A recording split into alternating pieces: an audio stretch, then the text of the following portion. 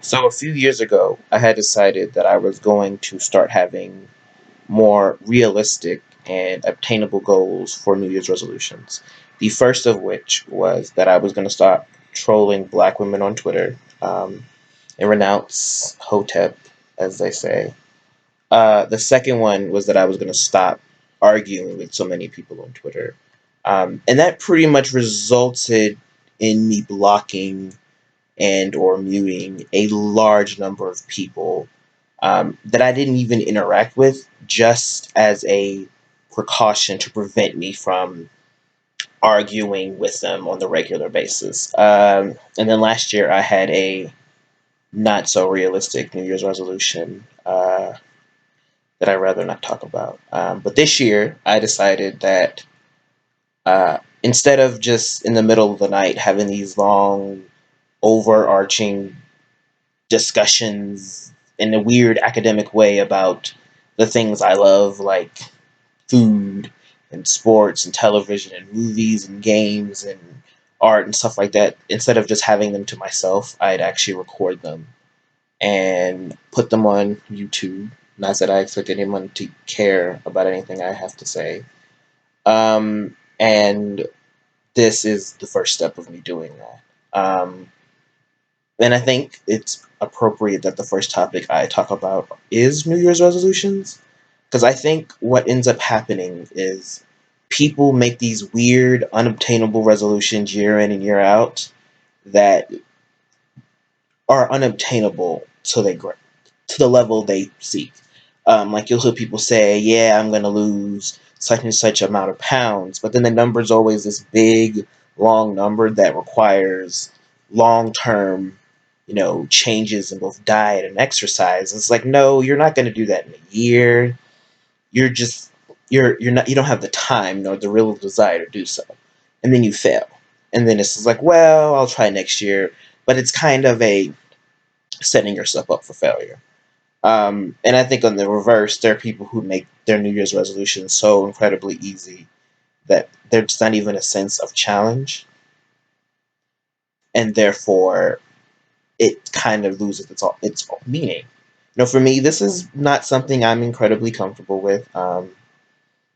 If you happen to follow me on Instagram or Twitter or Tumblr or even Facebook, you'll kind of get the sense that I'm not a fan of being photographed. Um, I'm really not a fan of my voice sometimes. It sounds weird coming out of my mouth, I think. Uh, so for me, this is me getting out of my comfort zone. Um, and I try to do things that push me further away from my comfort zone.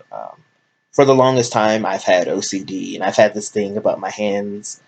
There's just, and there were just certain things I wouldn't touch, and I was just downright like terrified to touch. But I remember learning to cook early because my mother has always been, you have to learn to cook, though, so no one takes advantage of you, so you know how to take care of yourself.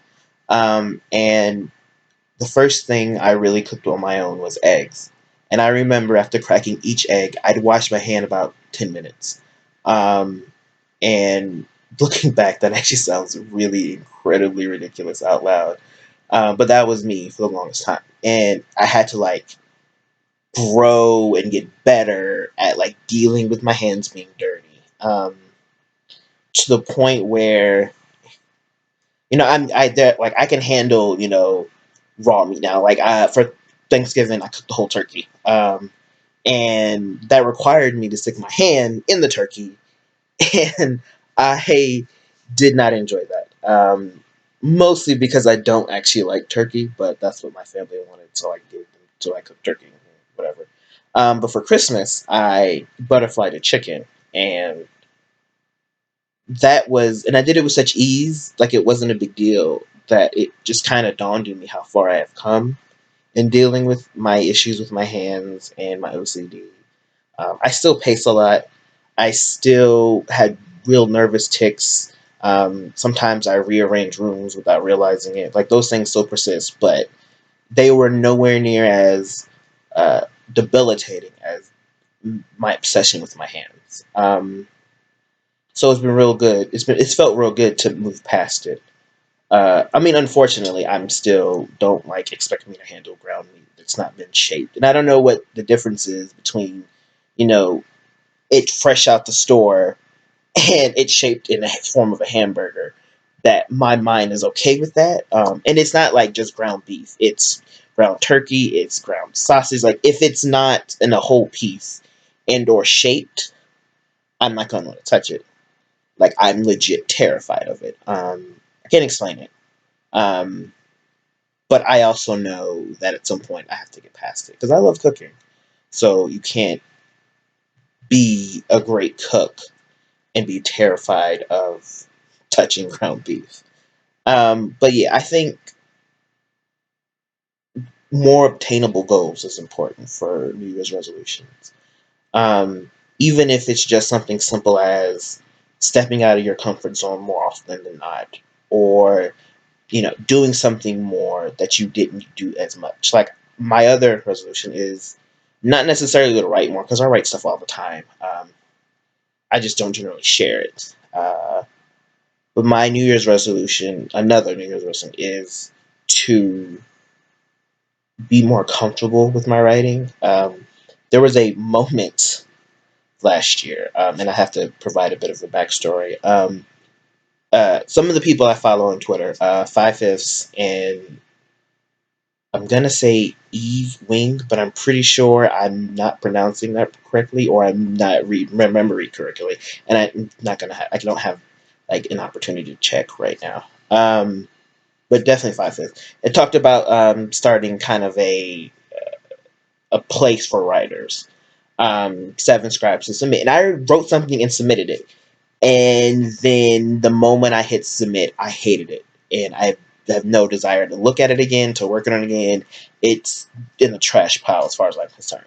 Um, and I had actually forgotten about it because they didn't get back to me immediately. But by the time they did, I had already had so much hatred for it that I refused to actually read their email. Like it's sitting somewhere starred in my Gmail account. And I won't read it. I think I've gotten better and gotten more comfortable with my writing, but it's not to the point that I want to share it with people yet. But that's something I'm going to work on for this year, and I hope everyone else has more realistic New Year's resolutions, and you're not thinking of these utterly ridiculous things like I'm gonna be an expert skydiver or I'm gonna lose 100 pounds. I mean that's doable, but uh, understand your limitations. And I think that's it. That's it. Yeah, know your limitations. Make a plan, make reasonable plans, hold yourself accountable, and yeah, life is much easier when you do. And with that, I have literally nothing else to say about it. Those resolutions. So yeah, you enjoy your day, and don't break the law or anything. Just saying, it's good advice any day of the year.